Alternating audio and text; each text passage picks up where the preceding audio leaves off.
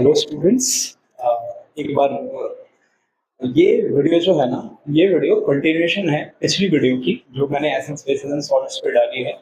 उस वीडियो की ये वीडियो कंटिन्यूएशन है। उसमें मैंने वाटर ऑफ क्रिस्टलाइजेशन वाले सॉल्ट्स को छोड़ दिया था और ये कहा था आपसे कि ये नेक्स्ट वीडियो में आएगा। तो वाटर ऑफ क्रिस्टलाइजेशन के सॉल्ट्स मैं बता रहा हूँ, एग्जाम में अलग से बहुत इंपॉर्टेंट है ये वाटर ऑफ क्रिस्टलाइजेशन के सॉल्ट्स।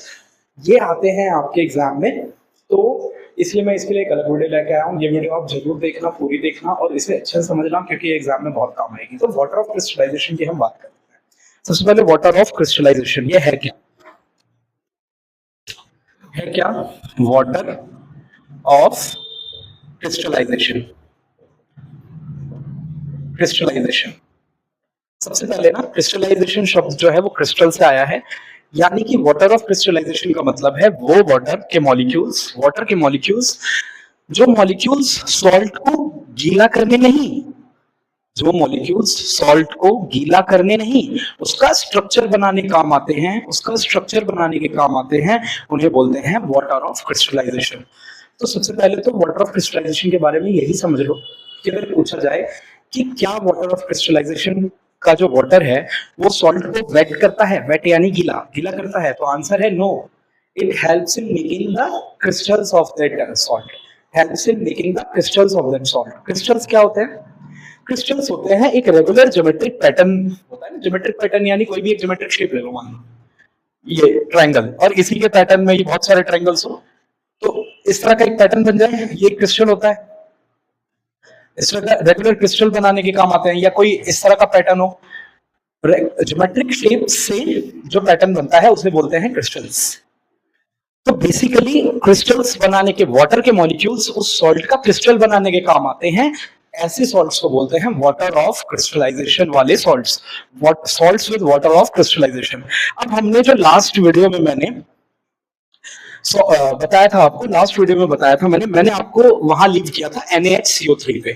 लास्ट वीडियो में मैंने NaHCO3 इज सोडियम बाइकार्बोनेट, मैंने बताया था सोडियम बाइकार्बोनेट NaHCO3 पे क्या था। सबसे पहले तो एक क्वेश्चन ये भी आता है कि क्या सोडियम बाइकार्बोनेट जो है, ध्यान रखना, सोडा, बेकिंग सोडा, क्या उसमें वाटर ऑफ क्रिस्टलाइजेशन है? आंसर है नो। ध्यान रखना, बेकिंग सोडा, सोडियम बाइकार्बोनेट में कोई वाटर ऑफ क्रिस्टलाइजेशन नहीं होता। इसीलिए मैंने वाटर ऑफ क्रिस्टलाइजेशन में बिना वाटर ऑफ क्रिस्टलाइजेशन वाले सॉल्ट्स को मैंने उस वीडियो में कवर कर दिया। इस वीडियो में मैं बात कर रहा हूं वाटर ऑफ क्रिस्टलाइजेशन वाले सॉल्ट्स की। तो वाटर ऑफ क्रिस्टलाइजेशन वाले सॉल्ट्स में सबसे पहले ध्यान रखना है हमारे पास वॉशिंग सोडा। क्या है? Washing soda. Water of crystallisation वाले सॉल्ट्स में सबसे पहले है हमारे पास वॉशिंग सोडा। ध्यान रखना, वॉशिंग सोडा। अच्छा ध्यान रखना, वॉशिंग सोडा, वॉशिंग मतलब समझ रहे हो, कपड़े धोने के लिए, मतलब धोने के लिए वॉशिंग सोडा और बेकिंग सोडा में बच्चे बहुत कंफ्यूज होते हैं। बेकिंग सोडा में ध्यान रखना NaHCO3 था, उसके पास वाटर ऑफ क्रिस्टलाइजेशन नहीं था। वॉशिंग सोडा है Na2CO3 और इसके पास वाटर ऑफ क्रिस्टलाइजेशन है 10। अच्छा, ये 10 फिक्स नंबर है, यानी कि आप 8 लिख दोगे तो नंबर मिल जाएंगे, 9 लिख दोगे तो नंबर मिल जाएंगे, ऐसा कुछ नहीं है। अगर आप वॉशिंग सोडा Na2CO3 के साथ 10H2O नहीं लिखते हो तो you are not going to get marks. ठीक है, वाटर ऑफ क्रिस्टलाइजेशन को इस तरह डॉट लगा के, और जितने नंबर ऑफ मॉलिक्यूल्स हैं एक मॉलिक्यूल ऑफ Na2CO3 पे जितने वाटर ऑफ क्रिस्टलाइजेशन के मॉलिक्यूल्स हैं उतने लिखने होते हैं। फिर बता रहा हूं, ये वेट करने के काम नहीं आते, उसे गीला नहीं कर रहे सॉल्ट को, उसका क्रिस्टल बना रहे हैं। ठीक है, अगर आप उसे हीट करोगे तो उसका क्रिस्टल ब्रेक हो जाएगा, क्योंकि ये वाटर हट जाएगा उसमें से और उसका क्रिस्टल ब्रेक हो जाएगा, कलर डीकलराइज हो जाएगा। तो ध्यान रखना, वाटर ऑफ क्रिस्टलाइजेशन में ध्यान रखना सबसे पहला है washing soda Na2CO3.10H2O। Washing soda ध्यान रखना, कई बार एग्जाम में आ जाता है कि वॉशिंग सोडा में कितने वाटर ऑफ क्रिस्टलाइजेशन है, MCQ में आ गया तो 10 है। ठीक है, Na2CO3। अच्छा एक बात और, कई बच्चों को ये तो पता ही होगा कि बाई बोलते हैं उसको, टू को बाइसेक्टर, यानी दो हिस्सों में काट देना। तो ध्यान रखना, लेकिन Na2CO3 सोडियम बाइकार्बोनेट नहीं है। ध्यान से सुनो, Na2CO3 सोडियम बाइकार्बोनेट नहीं है, सोडियम बाइकार्बोनेट है NaHCO3, that is baking soda. ये है सोडियम कार्बोनेट, सोडियम कार्बोनेट, ध्यान रहे वॉशिंग सोडा है सोडियम कार्बोनेट।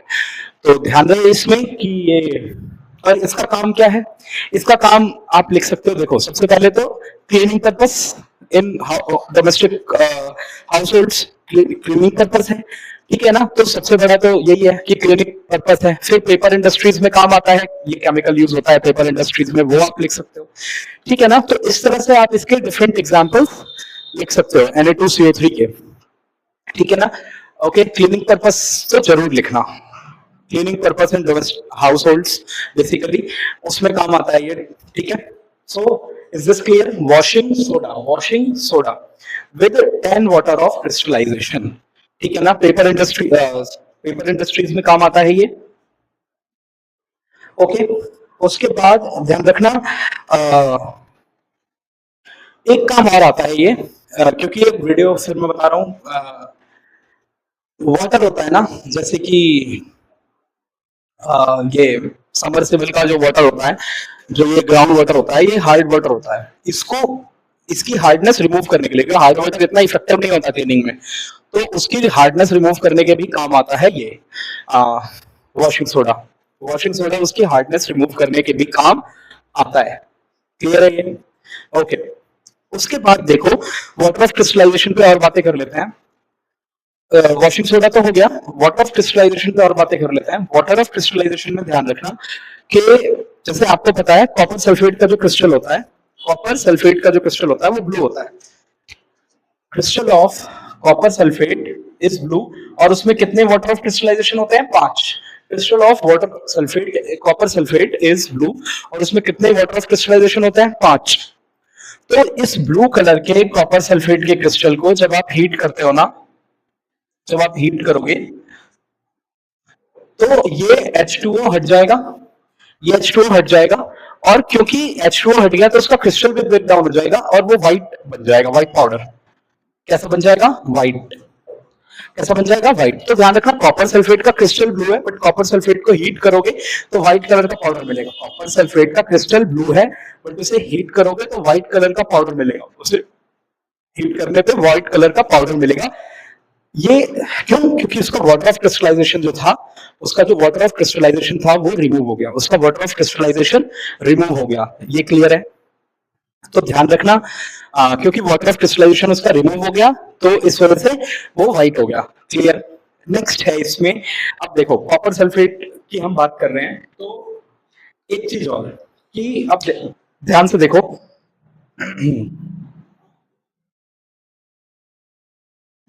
मैं फिर कह रहा हूं वाटर ऑफ क्रिस्टलाइजेशन सॉल्ट को वेट नहीं करता, वो सिर्फ उसका स्ट्रक्चर बनाने में हेल्प करता है, वो सिर्फ उसका स्ट्रक्चर बनाने में हेल्प करता है।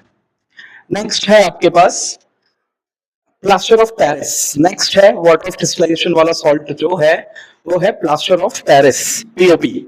Very important, POP, plaster of Paris, POP, plaster of Paris. Next है plaster of Paris, plaster of Paris. ध्यान रखना पीओपी का सबसे पहले तो फॉर्मूला देखो, ये है calcium sulphate dot half H2O, calcium sulphate dot half H2O। सबसे पहले तो मेरी बात सुनो, पीओपी का फॉर्मूला है तो यही लिखना है, लेकिन एक बात ध्यान रखना हाफ H2O, कोई मॉलिक्यूल आधा कैसे हो सकता है भाई? एटम से मिलकर बनता है मॉलिक्यूल, तो आप उसे मॉलिक्यूल को आधा कैसे कर सकते हो? ये सवाल सही है ना, मॉलिक्यूल को आधा कैसे कर सकते हो? तो ध्यान रखना ये हाफ H2O इसलिए है, इसका मतलब है कि दो कॉपर कैल्शियम सल्फेट, दो कैल्शियम सल्फेट के साथ एक वाटर का मॉलिक्यूल है, दो कैल्शियम सल्फेट के साथ एक वाटर का मॉलिक्यूल है, इसलिए जब हम एक कैल्शियम सल्फेट लिखते हैं तो आधा वाटर का मॉलिक्यूल लिखते हैं। ये सिर्फ रिप्रेजेंटेशन, ये सिर्फ दिखाने के पर्पस के लिए है कि half H2O, half molecule possible नहीं है। ये बात समझ आ रही है? उसके बाद एक बात और ध्यान रखना, एक गलती जो बच्चे बहुत ज्यादा करते हैं, ये कैल्शियम सल्फेट है, पीओपी जो है वो कैल्शियम सल्फेट है, कॉपर सल्फेट नहीं है।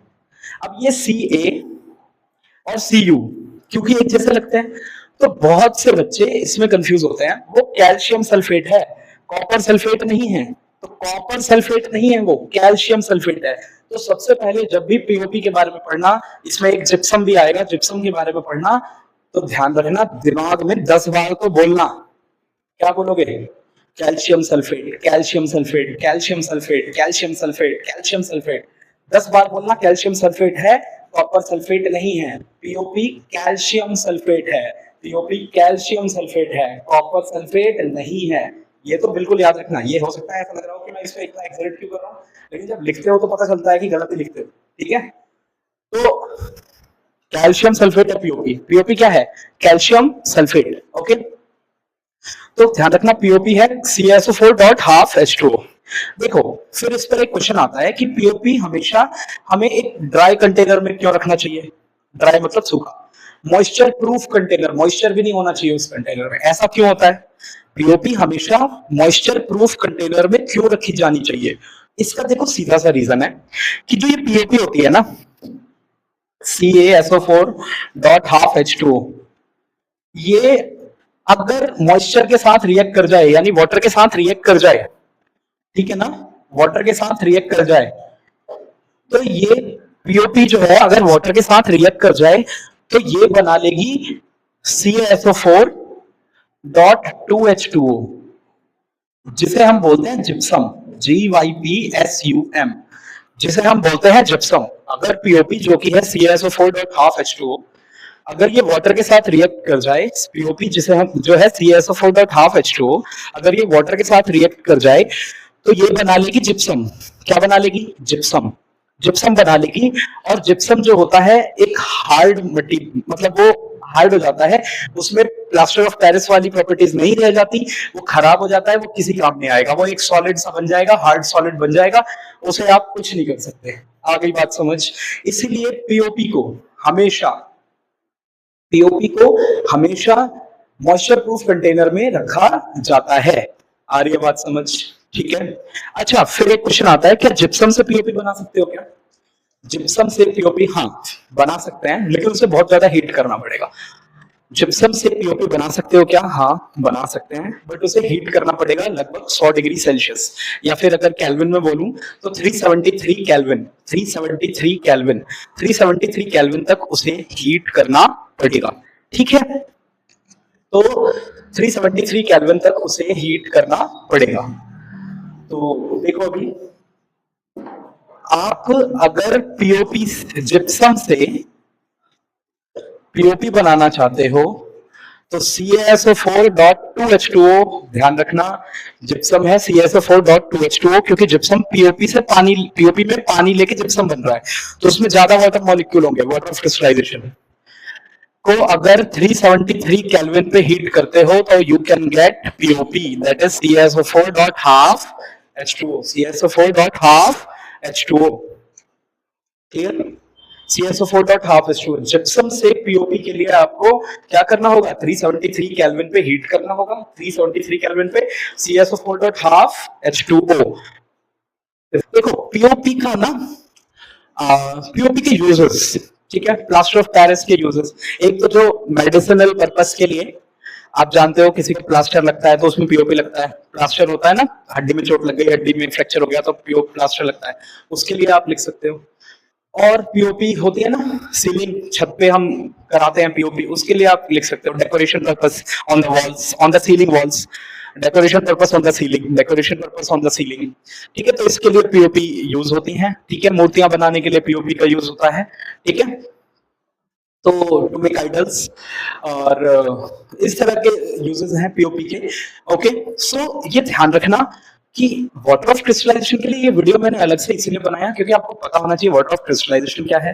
वाटर ऑफ क्रिस्टलाइजेशन, मैं एक बार दोबारा बोल देता हूँ, वाटर ऑफ क्रिस्टलाइजेशन क्या है? वो उसके क्रिस्टल्स बनाने में हेल्प करता है, उसे वेट नहीं करता। इसका मतलब ये नहीं कि आप वाटर ऑफ क्रिस्टलाइजेशन वाले क्रिस्टल्स को छुओगे तो कुछ आपको गीला लगेगा, ऐसा कुछ नहीं है। उनमें वाटर है बट वो क्रिस्टल बनाने के लिए, उसे हीट करोगे वाटर चला जाएगा, क्रिस्टल टूट जाएगा, क्रिस्टल खत्म हो जाएगा। कॉपर सल्फेट का जो क्रिस्टल होता है, कॉपर सल्फेट डॉट 5H2O जो होता है, ब्लू कलर का है, पर जैसे ही आप उसे गर्म करोगे वो व्हाइट कलर का हो जाएगा क्योंकि वाटर रिमूव हो गया, वाटर रिमूव हो गया। ये बात समझ आ रही है? ठीक है ना? तो ओके, तो ध्यान रखना कि पूरी वीडियो में मैंने एक्सप्लेन किया है चैप्टर, एक एक चैप्टर, एक एक चीज आप लिखते रहोगे, बोलते रहोगे और रिवाइज करते रहोगे तो आपको बहुत हेल्प मिलेगी, ठीक है ना। ब्लीचिंग पाउडर वाला बहुत इंपॉर्टेंट है, क्वेश्चन है जो कि ब्लीचिंग पाउडर क्लोरीन रिएक्ट करने से तो बनता है, पर क्लोरीन किसके ऊपर रिएक्ट करवाएं, तो COH होल ट्वाइस के ऊपर, स्लेग लाइन के ऊपर क्लोरीन अगर आप पास करवाते हो तो ब्लीचिंग पाउडर बन जाता है ना। तो ये चैप्टर है यहाँ खत्म। आप कमेंट में बता सकते हो, कुछ क्वेश्चंस हो आपके, you can write in comment, मैं बता दूंगा, उसके भी एक वीडियो बना दूंगा। ऐसे ही मैं हर चैप्टर की सोच रहा हूँ एक कुछ कुछ टॉपिक्स की वीडियोस लाता रहा हूँ, इंपॉर्टेंट टॉपिक्स की, जिससे आपका अभी जो कंपार्टमेंट का एग्जाम है 18 मई को, उसमें आपको बहुत हेल्प मिलेगी। सो आप सपोर्ट दिखाते रहोगे और कमेंट करोगे तो ऑब्वियसली मैं न्यू वीडियोस इस तरह लाता रहूंगा। So thank you, good luck आपकी पढ़ाई के लिए, और प्लीज पढ़ते रहो। Good luck.